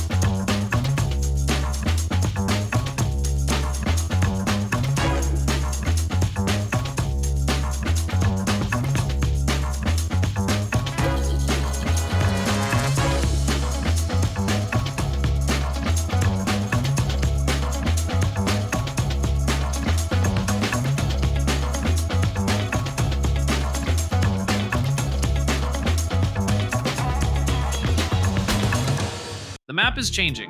As global uncertainties rise, the future of the supply chain is moving closer to home. Welcome to the new coast-to-coast North American network. Driven by massive reshoring trends and next-gen industrial innovation, optimized by AI workflows that build unshakable operational resilience, and locked down by proactive security against evolving freight fraud.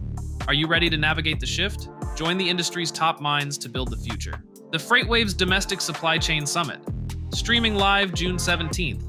Register for free at live.freightwaves.com.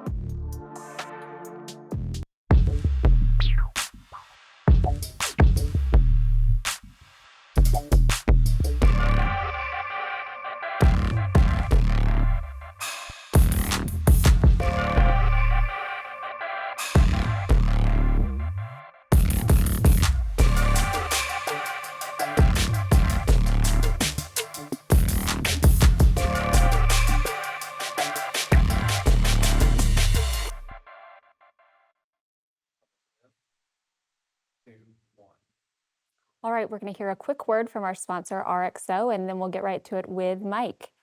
Getting reliable capacity can be complicated. Let RXO make it simple.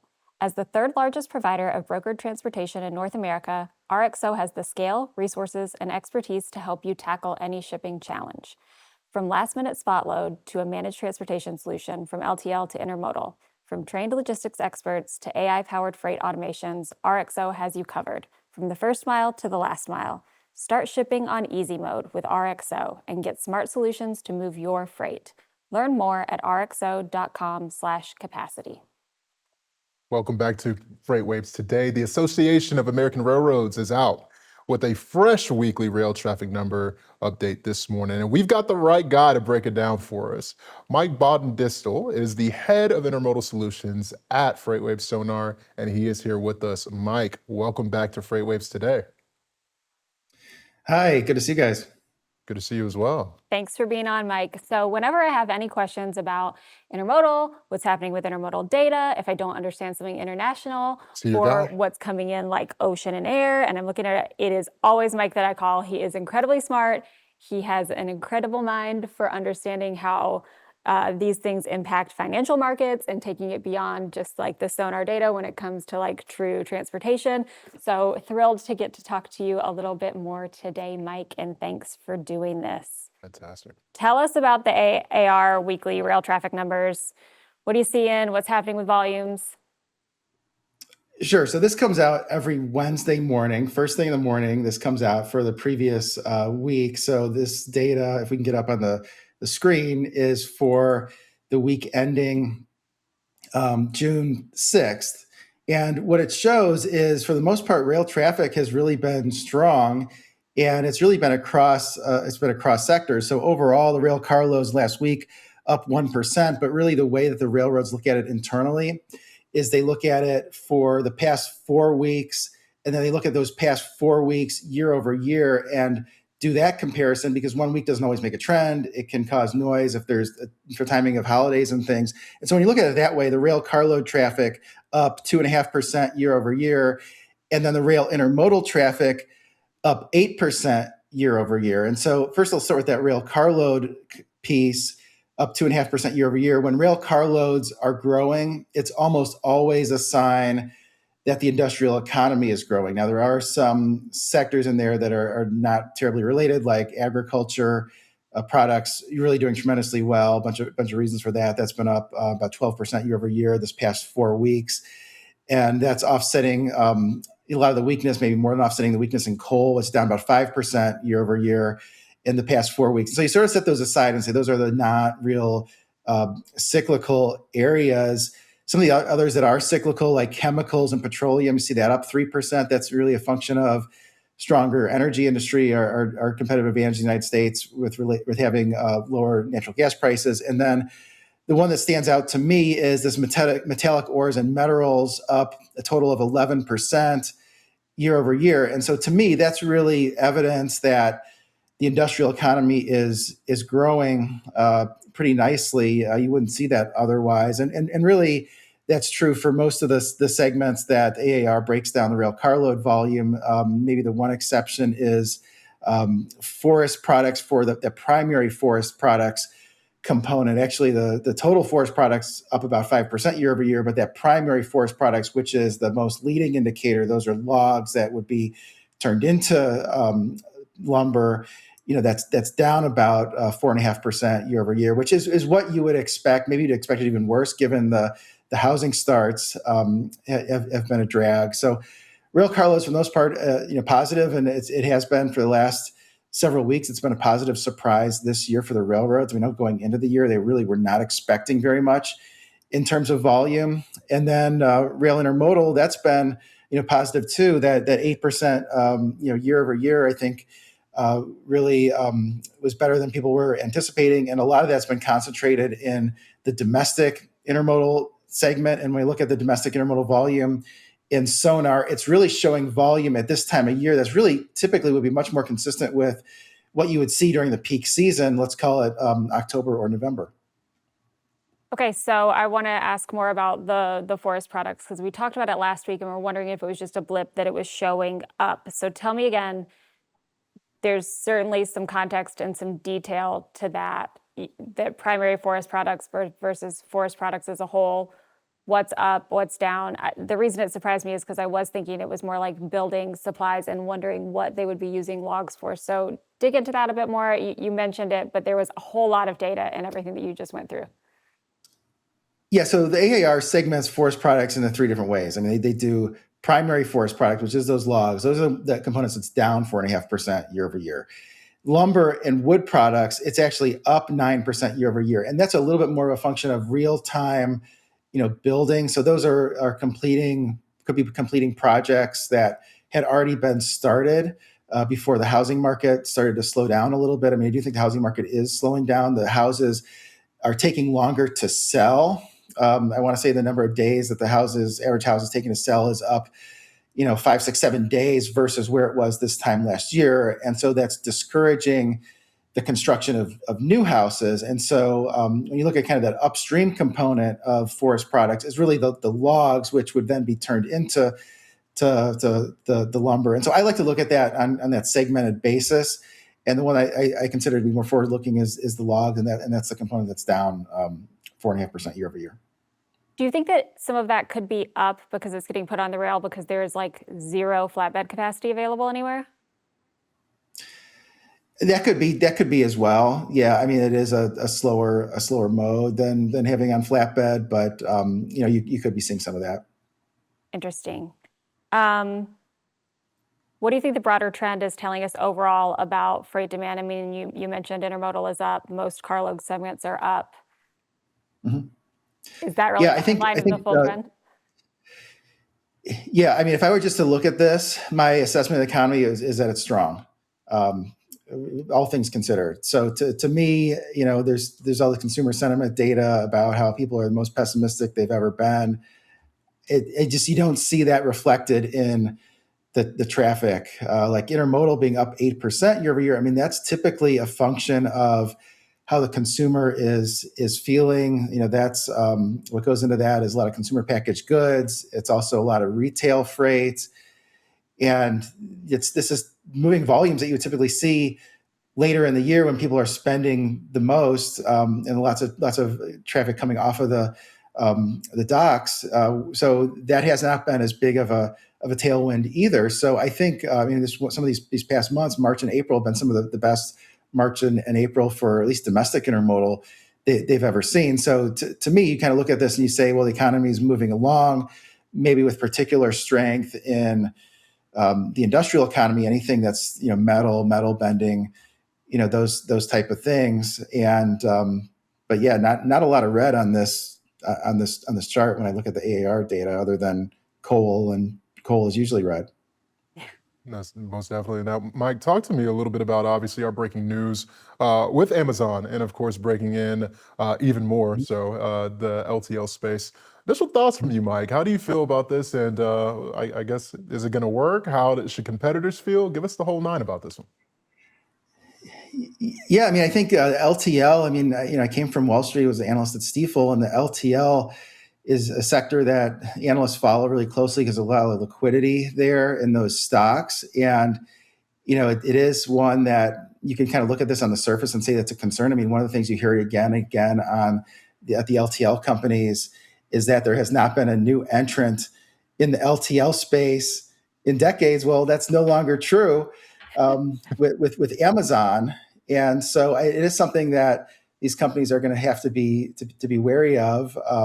But at the same time, I mean, XPO and FedEx Freight, which just spun off at the beginning of this month, have really redoubled their efforts to attract new customers. I think they're going after the same customers that Amazon could potentially be going after. They're trying to LTL is traditionally moves a lot of industrial freight. Something like 60% of the freight is industrial, but those companies are targeting companies in healthcare, pharma, government, small businesses, various other sectors that are going to be more stable to diversify that sector. And so it seems like a lot of those same shippers are going to get aggressive calls from salesmen and XPO, FedEx Freight, maybe now Amazon, although it does seem like a lot of Amazon going into that space seemed to be customer driven. They were happy with the way things were going when they were using for Amazon, when they were selling into Amazon, and now they want to use it for other things, selling into other retailers as well. But yeah, it's definitely Amazon making a lot of news in this space. It seems like every month there's some big announcement from them. Told you, isn't he a genius? He's very well spoken. I mean, he is killing it right now. All right, well, we're hopping around and asking about different modes. One of the other headlines this morning was about intermodal peak season for imports, right? For FEUs coming in 40 foot to both ports, but primarily to the West Coast, Trans-Pacific. What are your thoughts on that, with June being a peak when July was expected to be a peak? I think I read that they expect it to remain strong until September. Yeah, so the import volume has been a little low. I mean, it's hard to look at that on a year-over-year basis because there was so much noise and all the data last year from the tariffs. Up until the last several weeks, the imports were a little bit low, which was why the international intermodal volume was, let's say, flat when the domestic intermodal was up double digits. Now the international is starting to catch up. So you're seeing, like you said, I mean, more imports coming through the West Coast ports. It does seem like the inventory levels overall had gotten to be a little bit low. And it seems like a lot of companies are trying to replenish those inventory levels ahead of peak season. So there's not a scramble right at the end of peak season. I mean, we don't know what's going to happen with ocean shipping. I mean, the rates there have been kind of all over the place. I mean, some of these ocean rates of $6,000 a box, I mean, those have been way up, even though the ocean market should, in theory, be structurally oversupplied. So I think there's a lot more uncertainty in ocean shipping, and I think it makes sense to the extent the shipper can to move it in a little early.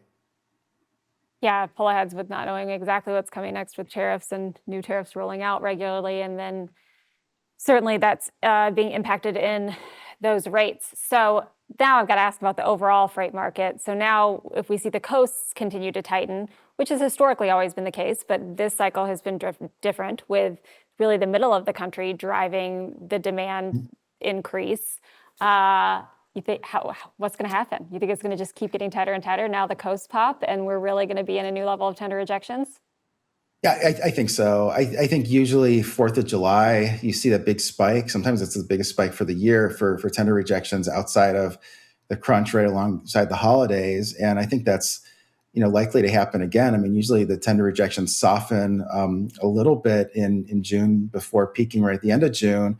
Haven't seen that at all. And so it's now, it doesn't seem like there's going to be a lot of relief valves. I do think there's going to be plenty of freight for the intermodal companies to move. I mean, that's one alternative to get it from the port regions to the interior of the country, as long as the freight is not super time sensitive and it's in a corridor where there's a lot of intermodal volume they can go on the rail intermodal. There's still capacity from those rail intermodal companies in terms of the number of containers. Been a lot of collaboration between the railroads as well. So I do think that's going to be one relief valve. But then sort of getting back to LTL. I mean, if it's too tight on the truckload, you might see shippers break up shipments and use more LTL. So I think, certainly the stock market seems to be anticipating that the LTL sector is going to be a huge beneficiary of the tight freight market in addition to truckload. There's a lag there that's usually 6 months or 9 months, but we're sort of checks watch. It was about 6 months ago where the truckload industry started to get tight in January. So it could really see a lot of tightness across the board. Mike, you knew exactly where I was going there. I was going to ask, with truckload capacity continuing to tighten, can we talk about intermodal cost savings and what some of the Sonar data is showing for Transcon versus maybe East Coast? For sure. Yeah, we have some nice intermodal savings indexes by lane. We have those published in Sonar in 65 lanes. We also have an index of the transcontinental head haul lanes outbound of Los Angeles. And those are showing about a 30% savings if you're using intermodal versus truckload when you include the fact that fuel surcharges are lower in intermodal, about half the fuel surcharge. When it comes to local east, those are relatively attractive as well. I define local east as let's say from Chicago to points eastward. You have the savings there, about 18% when you include fuel. So that sector is a little bit more competitive with truck, maybe a lot more competitive with truck. But there it is on the screen. So that red line that's showing 30.5% savings, that's the transcontinental eastbound lanes outbound of Los Angeles. And then the white lane is the local east lanes. Those are competitive with truckload and 18.9%. It's a lot less than 30%, but still, look how much that's risen since last year when it was down at 10%. Some of that is, a higher average truckload contract rate. Some of that is also fuel, with fuel costing more on the highway. Now, I have a question for you because, first off, two questions. Number one, you haven't been on What the Truck yet, and I'm a bit offended, but it's okay. We'll get that I haven't been invited. I haven't been invited since the Dooner days, and it seemed like a long time ago. They seem like a long time ago, but also, I guess my question for you is, what's the one thing that's keeping you not necessarily up at night, but just has you kind of a bit just not perplexed, but just aware of in the space right now? Yeah, I think consumer sentiment. The consumer sentiment is kind of a concern now. There's been a big divergence between consumer sentiment and consumer spending, but I do see evidence of kind of the average person struggling. You see things like the credit card balance is $1.25 trillion. That's crazy. There's more delinquencies in terms of auto payments and those things. The amount that's being stretched out for loans for autos is at a record level. We do see auto sales being pretty poor, even though it's not really showing up in the rail traffic for some reason. I don't know if those are inventories, building at the dealer lots. And then housing. I think housing could be weak for some time unless something dramatically happens there with either sellers getting anxious that they are cutting the prices or interest rates coming down. But that leads to less volume of anything from appliances to furniture to various other types of projects that just there's a lot of spending associated with existing homes in addition to new homes. So those are drags on the economy. And I just think the industrial economy is so strong that we're not feeling it as much as you normally would. Yeah. All right. Last question, Mike, that I have. We've talked a lot about the proposed UP-NS merger, but we haven't gotten your take on it yet. So what are you thinking? I'm thinking it's going to be a long process. I think we're still going to not know until probably the end of next year. I think the main point of contention is whether or not that enhances competition in the industry.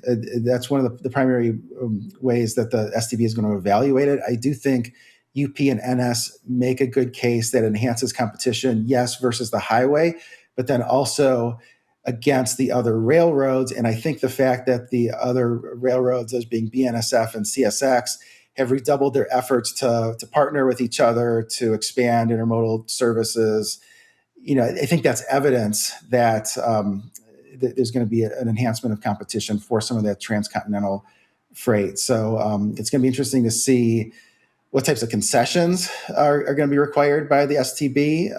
And clearly the STB is looking at this very closely, and they want just a tremendous amount of information. I mean, they want just not only what UP and NS are thinking about this, but they want the expectations of what UP and NS think is going to, the responses they're expecting from all the others in the industry. Well, it seems like it's hard to anticipate the others' responses. It's almost be, a question for the others. But to me, I think, and as far as transcontinental freight is concerned, I mean, I think you can make the argument it does enhance, competition. But I am mindful of the counter argument, which is maybe it reduces the number of routings if you're talking about something that's effectively going from one part of the coast to the other. It's more difficult to change railroads and have as many routing options, let's say, from rail cars that are interchanged in Chicago. Yep, that makes a ton of sense. And I agree with you that I think it'll be really interesting to watch how BNSF and CSX deal with this and work to partner to have a response to this potential too. All right, Mike, thank you so much for sharing a bit of your genius with us. We are lucky enough to have Mike appearing again tomorrow on the second half of FreightWaves Today, talking Freightonomics with Zach Strickland. So we will absolutely look forward to that. Gotta tune in for that. That's going to be fantastic. Mike was wonderful. That was awesome. I know. I wasn't kidding when I say, I look forward to the conversations I have with him. We'll do a check-in every once in a while. And then certainly when I have something I need to brainstorm or talking through, he writes a lot of really great content for Sonar as well. We're going to have to get that more out into the hands of the public. We can't hide Mike Bondisto anymore. We can't do that. Yes, he is great. All right, well, I mean, it's been a pretty great show, Malcolm. Thank you for sitting in and doing the whole day with me. Listen, I appreciate it. I'm not Craig Fuller, but guess what? I'll still pack a punch every now and then. I think we did just fine. Yeah, I think it was great. I think there's a lot of great conversations. Of course, I think if I just had to obviously talk about my favorite one, it was the Supreme Court ruling. Just given my background and my nature, I thought Andy did a wonderful job.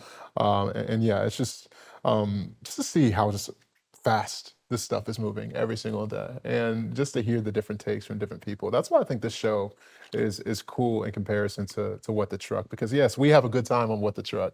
I like to say that FreightWaves is like an airport. What the Truck is kind of more so like a spirit, or an allegiant. It's a fun time, but this is Delta, and I think you get some real serious conversations, and you get folks that are able to really speak to it, that are making the decisions on a daily basis. So some great overall conversation. I was thinking that What the Truck is more like the sports bar in the airport lounge. For sure. And FreightWaves Today is more like the business center. This is definitely the Sky Lounge, right? And I think that you're going to have the sports bar with myself and Michael Vincent. I think that is a great analogy. I want to come to the sports bar sometimes. And sometimes I want to be in the Sky Lounge, Sometimes you get tired of chicken wings and beer after a while. I don't, but somebody may, you never know. So. Well, I will tell you, I'm learning stuff every day in the show. So I hope our viewers are too. We've had such great guests. I absolutely feel like I have learned so much about the rest of the supply chain further than what I just did. I love the PCS software conversation this morning. PCS was great as well, yeah. This afternoon. It feels like this at morning. noon. Yeah, I got you. And thinking about some of the really cool stuff they're doing as, the industry continues to transform and evolve, and loved hearing that the people doing it were those who really actually understand our industry and who are providing those services. So that was cool. I think domain expertise is always a huge value. Definitely. Julie, my mom always used to say, you know what, Malcolm, you know what's better than today?